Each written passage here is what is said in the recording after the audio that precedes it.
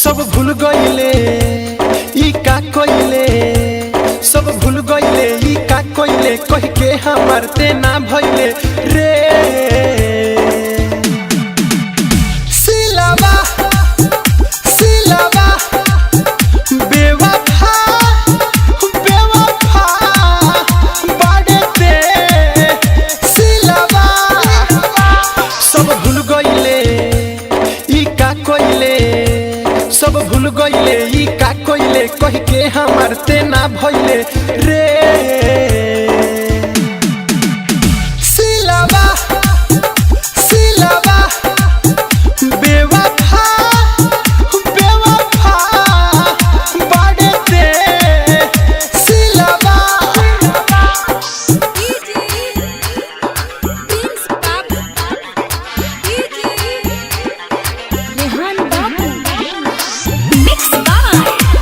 Recording studio Gopalganj Gopalganj. तोके का बताई रे जो जो हर जाई रे, खेल के दिलवा के संगे लिहले मुँह घुमाई रे।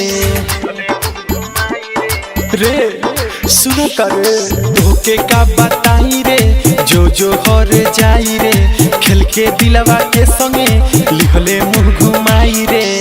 याद करू मिलल रतिया कइल प्यार वाला बतिया, कहले सातो जन्म ना तोहरा के छोड़बे संगतिया। दिल जरेला आह भरेला, दिल जरेला आह भरेला, ते छोड़ गईले हमें मरेला रे।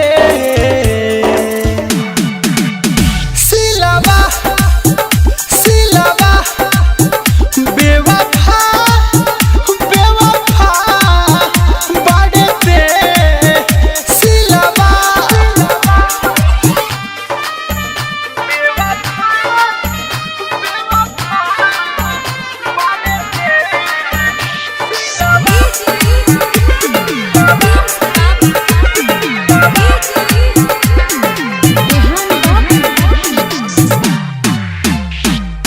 कइले बाड़े घातरे सुनले एगो बात रे, तेहू खुश रहबे ना दोसारा के साथ रे। रे कइले बाड़े घातरे सुनले एगो बात रे, तेहू खुश रहबे ना दोसारा के साथ रे। दीपक दीवाना कहता अखिया से लोरावा बहता, शेषनाथ संजया दिल हो मनवा बेचैन रहता। नहीं प्यार कोइले खेलवाड़ कोइले, नहीं प्यार कोइले खेलवाड़ कोइले, सुन झूठा ते इजहार कोइले रे।